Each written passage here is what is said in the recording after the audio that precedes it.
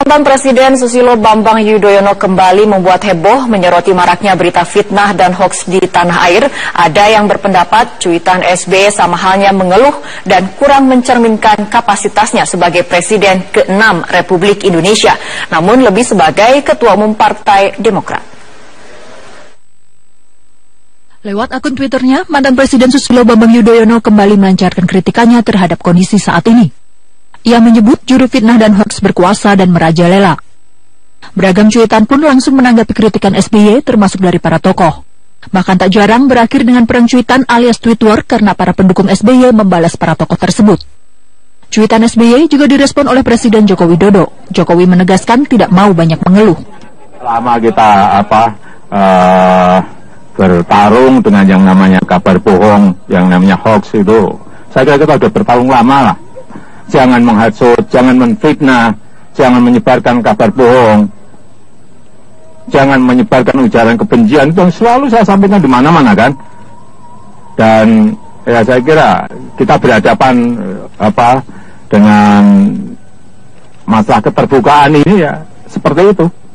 Ya kita hadapi, karena semua negara juga menghadapi. Nggak perlu banyak peluang lah kalau saya. Ya. Tanggapan juga datang dari pengamat politik Ray Rangkuti. Untuk ukuran selevel mantan presiden, membuat kalimat seperti itu, saya bisa menduga karena masalahnya memang pada dirinya, bukan kenapa gitu. Beliau ini kan presiden 10 tahun, tiba-tiba jadi ketua partai, kembali jadi ketua partai, dan ketua partainya mendorong anaknya untuk terlibat dalam pilkada di DKI Jakarta. Sekarang kebetulan anaknya terlihat agak stagnan suaranya gitu di pilkada DKI. Nah, lebih dari itu, pasangan dari anaknya ini sekarang dapat musibah karena diperiksa oleh polisi terkait dengan dugaan bantuan hibah, penggunaan bantuan hibah, dan juga dugaan penggunaan uang pembangunan masjid. SBY memang cukup aktif mengunggah kritikannya lewat akun berlambang burung tersebut setelah ia tidak lagi menjabat sebagai presiden. Cuitan Ketua Umum Partai Demokrat itu kadang juga ikut menghangatkan situasi politik saat ini. Tim Liputan Metro TV. Ada yang berbeda dari ajang panahan Bogor Open tahun ini. Bagaimana tidak, salah satu peserta lomba adalah Presiden Joko Widodo yang menjadi magnet bagi peserta lainnya. Meski baru sekali ikut lomba, skor Jokowi mampu melampaui target.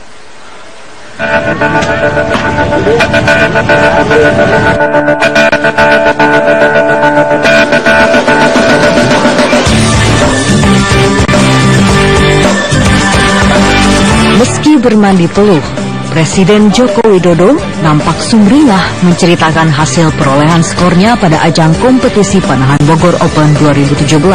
Itu nilainya 107 itu. Lebih dari 100 tuh. Lebih dari 100 tuh. Dan kena X-nya, kena yang kuningnya tengah, kena sekali. Hasil latihan sejak bulan September 2016 ini berbuah manis. Kali ini Jokowi berhasil melampaui target semula. Dengan skor 107, Jokowi berada di urutan ke-21 dari 30 peserta kelas eksekutif standar bowl. Meski tidak masuk dalam posisi 3 besar, Jokowi tetap optimis untuk mengembangkan olahraga panahan di tanah air. Ya, saya ikut ini kan penggembira. Tetapi yang paling penting bisa memotivasi, bisa mendorong semua atlet panahan, baik yang masih junior maupun yang sudah senior, agar panahan ini betul-betul kita tekuni agar ya prestasi kita bisa meloncat lebih baik. Tidak berhenti sampai di sini. Menurut tim pelatih panahan Presiden, Jokowi sempat menuturkan keinginannya untuk mengikuti kompetisi panahan di ajang PON nanti. Ada keinginan kalau memang memungkinkan ingin ikut PON di Papua nanti. Keikutsertaan Jokowi dalam ajang panahan Bogor Open 2017 ini merupakan keinginan pribadi sang kepala negara. Kehadirannya dalam kompetisi ini menjadi daya tarik tersendiri bagi peserta lain. Tak kurang dari 630 orang turut serta dalam berbagai kelas di kompetisi panahan Bogor Open 2017 ini. Jumlah peserta terbanyak sepanjang ajang kompetisi panahan terbuka di tanah air. Tim Liputan Metro TV. Dalam sebulan terakhir, Presiden Joko Widodo kembali menggelar pertemuan dengan sejumlah tokoh untuk membahas persatuan bangsa. Pertemuan itu tidak lepas dari berbagai isu sosial dan intoleransi yang marak terjadi belakangan ini. Pada 19 Januari 2017, Presiden Joko Widodo menggelar pertemuan dengan dua tokoh nasional, yaitu mantan Wakil Presiden Tri Sutrisno dan mantan Presiden B.J. Habibie. Dalam pertemuan yang diadakan di Istana Merdeka tersebut, Presiden membahas berbagai kondisi sosial di Indonesia, termasuk diantaranya mengenai Pancasila, pluralisme, dan toleransi. Tak hanya tokoh negara, isu persatuan dan kesatuan bangsa juga dibahas Presiden dengan sejumlah tokoh agama dan tokoh masyarakat. Pada 18 Januari 2017, Presiden bertemu dengan perwakilan Persekutuan Gereja-Gereja Indonesia atau PGI. Dari sejumlah topik perbincangan, Presiden meminta kepada para pemuka agama Nasrani untuk menyampaikan kinerja pemerintah dalam rangka menghadapi situasi yang mengancam kebinekaan yang kerap terjadi belakangan ini. Dalam pertemuan ini, kedua pihak juga sepakat semua perbedaan yang ada di masyarakat harus mengacu kembali pada Pancasila. Presiden juga mengadakan pertemuan dengan Ketua Umum PP Muhammadiyah Haidar Nasir pada 13 Januari lalu. Pertemuan ini dimanfaatkan keduanya untuk membahas radikalisme yang tengah mengancam Indonesia dan banyak negara lainnya. Sementara pada 11 Januari, Presiden juga telah mengundang Ketua Umum PBNU Said Agha Siraj ke Istana. Salah satu yang dibahas keduanya adalah bagaimana memperkuat kembali umat Islam di Indonesia yang moderat dan toleran. Hal ini untuk mencegah berkembangnya paham radikalisme dan untuk menjaga Indonesia tetap damai dan beradab. Pertemuan Presiden dengan sejumlah tokoh nasional untuk membahas permasalahan bangsa sebelumnya juga terjadi pada bulan November 2016. Pada saat itu, Presiden telah bertemu dengan Ketua Umum PDI Perjuangan Megawati Soekarno Putri, Ketua Umum Partai Nasdem Surya Paloh, hingga Ketua Umum Partai Gerindra Prabowo Subianto. Namun hingga kini, Presiden belum bertemu dengan Ketua Umum Partai Demokrat dan Presiden ke-6 Republik Indonesia Susilo Bambang Yudhoyono. Tim Liputan Metro TV. Pemirsa, Partai Nasdem sebagai partai nasionalis menghimbau seluruh kadernya untuk memaknai restorasi dengan menjaga persatuan dan kesatuan bangsa. Hal tersebut menjadi tema dalam perayaan Natal 2016 yang digelar DPW Partai Nasdem DKI Jakarta sore ini di Hotel Mercure Ancol, Jakarta. Acara itu sekaligus meneguhkan Nasdem untuk merawat kebinekaan di tanah air. Selengkapnya kita akan segera bergabung dengan rekan Putri Lukman. Putri, apa yang menjadi pesan Nasdem untuk menjaga kebinekaan yang belakangan terancam terkoyak oleh ulah kelompok tertentu? Ya Fitri, perayaan Natal Partai Nasdem DPW DKI Jakarta sudah berlangsung sejak pukul 16 waktu Indonesia Barat. 1.000 umat yang berasal dari gereja, kelompok KWI dan juga PGI serta kader-kader Nasdem se-DKI Jakarta ikut serta dan begitu hikmat menyampaikan mengikuti setiap acara dari perayaan Natal Nasdem DKI Jakarta. Tema yang diambil dalam perayaan Natal Nasdem DKI Jakarta tahun 2016 ini, Aku Takkan Goyah untuk selama-lamanya, dengan subtema melalui perayaan Natal Nasdem ini menjaga seluruh kader-kader Nasdem mampu menjadi agen-agen restorasi di lingkungan masyarakat, bangsa dan juga negara. Rangkaian acara nanti yang akan berlangsung saat ini adalah kebaktian, nanti juga khotbah Natal disampaikan oleh Pendeta Amos Aritonang serta nanti ada acara sambutan diakhiri juga dengan acara umum. Makna perayaan Natal di tahun 2016 tadi disampaikan juga oleh Sekretaris DPW Nasdem DKI Jakarta yang mengatakan keberagaman suku, bangsa, agama, golongan menjadi kekuatan bangsa Indonesia untuk menjaga persatuan dan kesatuan. Natal adalah esensinya kasih sayang, mengajak kepada seluruh kader Nasdem serta seluruh rakyat Indonesia untuk menjaga persatuan dan kesatuan di tengah kondisi bangsa Indonesia saat politik yang memanas dan juga mengancam kebinekaan.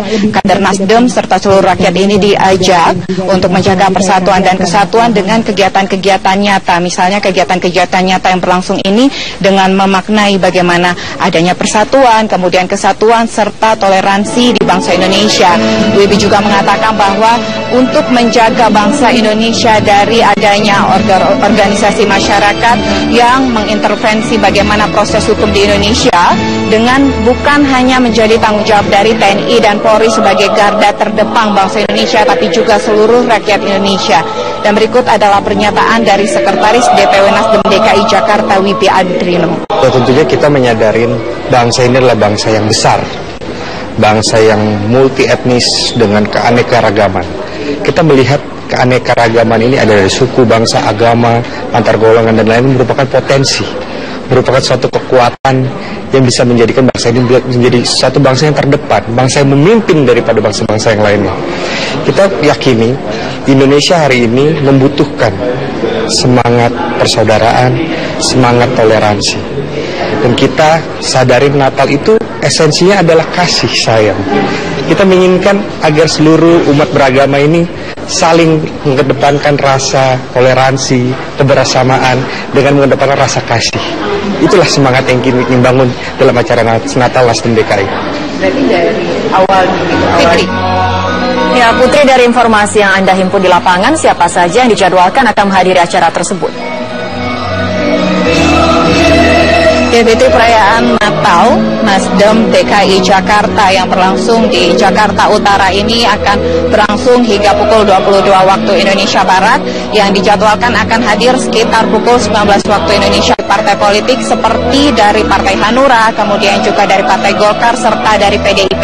Sedangkan hingga pukul 17:15 waktu Indonesia Barat saat ini yang sudah hadir di acara hari ini adalah Janda Mardi yang merupakan anggota One Team Press serta politisi dari Partai Nasdem. Kemudian juga ada Wibi Andrino yang merupakan Sekretaris DPW Nasdem DKI Jakarta.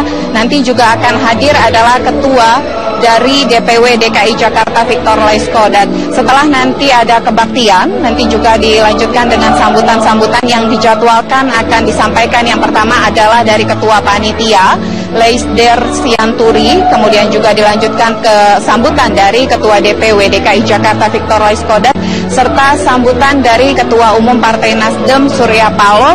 Setelah acara ada kebaktian, kemudian juga khotbah Natal dari Pendeta Amos Aritonang. Nanti juga akan dilanjutkan adalah sambutan yang tadi saya sampaikan dari 3 orang dari acara ini. Kemudian diakhiri adalah door prize yang akan didapatkan atau diserahkan untuk para hadirin, yakni 1.000 hadirin yang ada dalam perayaan Natal Nasdem DKI Jakarta. Fitri. Ya, baik, terima kasih Putri Lukman atas laporannya. Presiden Joko Widodo mengikuti kejuaraan panahan Bogor Terbuka 2017 di lapangan Wirayuda Pusat Pendidikan Zeni Kodiklat TNI Angkatan Darat di Kota Bogor, Jawa Barat. Sudah ada reporter Priscila Dauhan dan juru kamera Satria Eko Atmojo langsung dari lapangan Wirayuda Pusat Bogor, Jawa Barat. Priscila, bagaimana jalannya panahan atau kejuaraan panahan di Bogor Terbuka 2017 ini? Ya, Eliza, kira-kira setengah jam yang lalu Presiden Joko Widodo baru saja usai mengikuti perlombaan kejuaraan panah Bogor Terbuka 2017. Dan tadi memang perlombaan ini diikuti oleh Presiden sebanyak 6 sesi bersama dengan 30 orang dari kalangan profesional yang bersama-sama mengikuti kejuaraan panah terbuka dengan dengan kelas 20 meter. Dan memang tadi Presiden Joko Widodo selama 6 sesi dalam perlombaan ini, ia mampu mencetak skor 107. Itu artinya memang cukup baik dibandingkan dengan pesaingnya, yakni Menteri Menpora Imam Nahrawi yang hanya mencetak skor 100 saja.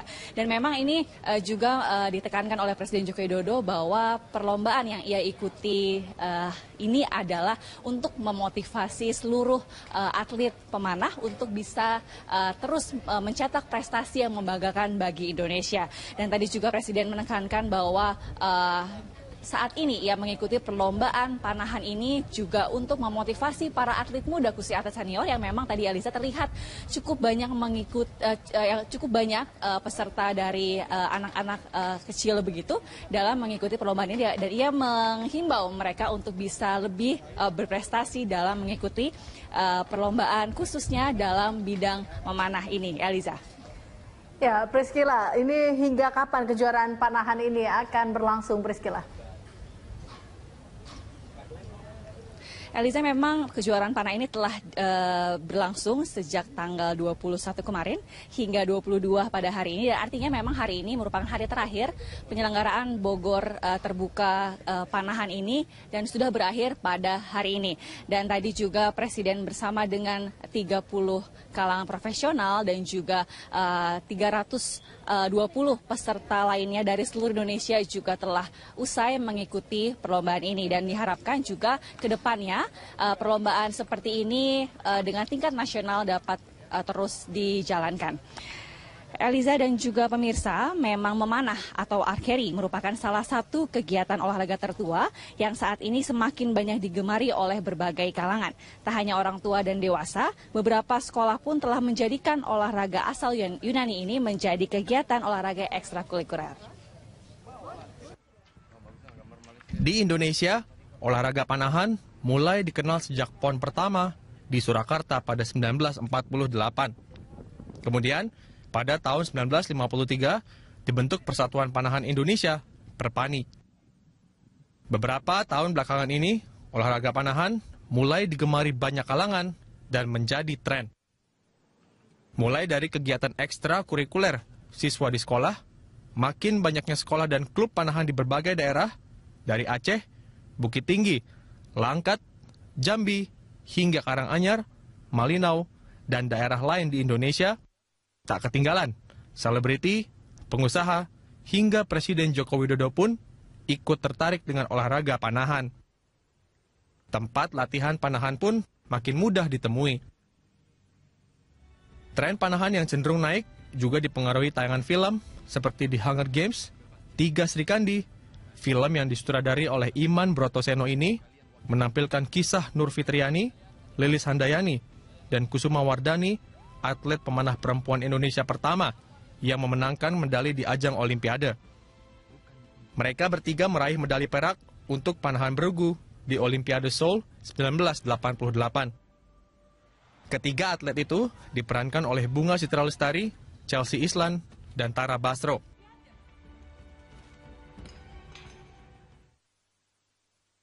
Olahraga panahan bisa diikuti oleh semua kalangan dan semua usia, mulai dari anak-anak, remaja, maupun orang dewasa. Olahraga panahan juga memberi manfaat dalam pembentukan kesehatan fisik, serta melatih pembentukan karakter dalam diri, termasuk melatih kesabaran, konsentrasi, dan fokus, seperti yang pernah disampaikan oleh Presiden Joko Widodo ketika berlatih panahan di Istana Kepresidenan Bogor. Benarkah panahan telah meninggalkan kesan sebagai olahraga yang eksklusif? Tim Liputan, Berita 1. Eliza, untuk sementara demikian yang dapat kami sampaikan dari Bogor, Jawa Barat. Kembali ke Anda di studio, Eliza. Baik, terima kasih Priscila Dahan untuk informasinya.